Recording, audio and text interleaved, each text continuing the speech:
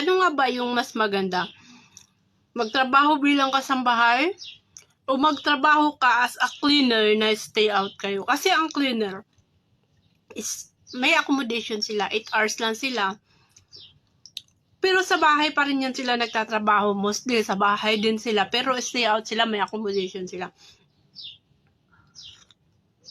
Kaso mga kababayan, pareho lang kami ng sweldo niyan. Kung kami sumasahod ng $400, sila ganun din. Kaso sila stay out, kami stay in. Para sa akin, mas pipiliin kong maging kasambahay na lang na stay in. Kasi nga, unang-una, libre naman yung pagkain namin.